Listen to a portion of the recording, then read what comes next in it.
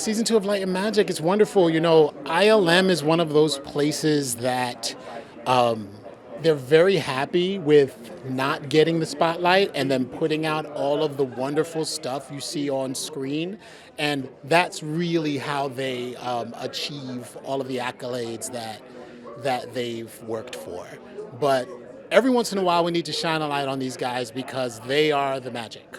And they make Star Wars what it is. And they definitely deserve to get that spotlight shined on them.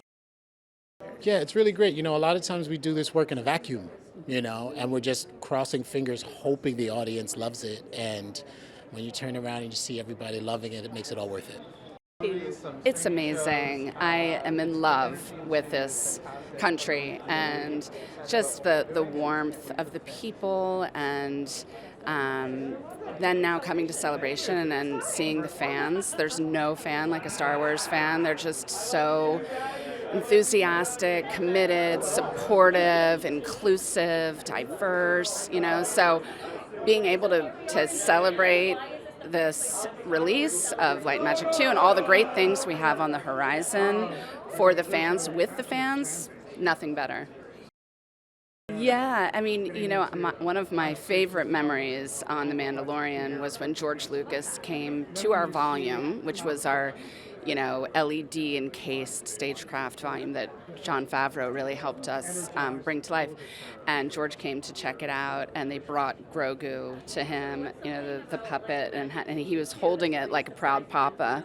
And it was just like a really incredible moment.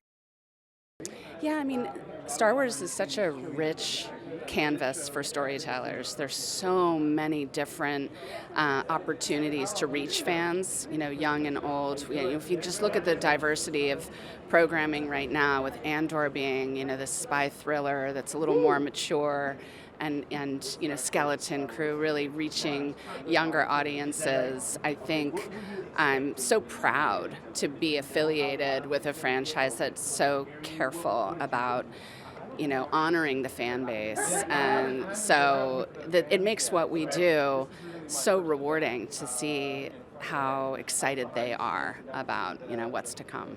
It's a thrill. It's a thrill for me personally because I get to see my younger self working with John, and it takes me into the Wayback Machine. Those memories were in there, and being interviewed by Joe and being able to think back and working with George Lucas, it was an amazing honor, still is.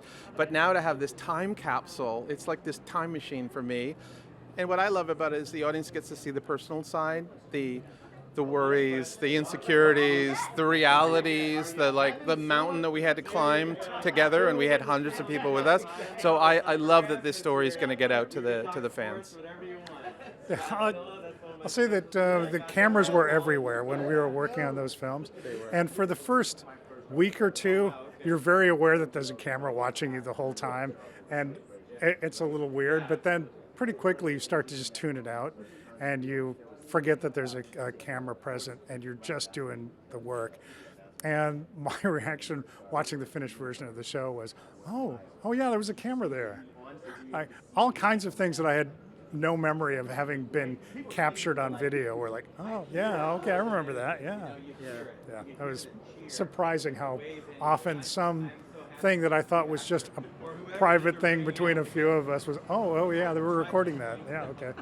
Yeah, I had the same reaction. I knew there was a camera, but I am so happy that you get to see George Lucas teasing me and me kind of teasing him back in a couple of times. And I had forgotten there was a camera there. But then there's also a really important meeting where I'd asked the camera not to come, and that's when I showed the very first Yoda development shots. And now I'm so incredibly thankful they were there, because their time capsule exists of that actual moment, the real time that I showed him for the first time. Well, it's really energizing to see the fan reactions. It reminds you of why we do what we do. Yeah, we're behind the scenes people. So we do our work, we do the best we can. We're serving the filmmaker we're working with. But ultimately, it's for the fans, and there could be separation of months or years while you're working on it, and you say to yourself, oh, it's going to be good, but you don't know until it actually plays with an audience in a room like that, and then you hear the roar, and you're like, yeah, okay. It's good. We're doing good stuff. I hope that they get that there's a human face behind all the work that we do. That I think that there's a tendency with a lot of the PR behind visual effects that it looks like it's all done by itself. That the shots magically assemble or it's all done on computers. But I think you see that this is the sum total of a large team of very passionate artists who really work hard and really pour their heart and soul into what they do.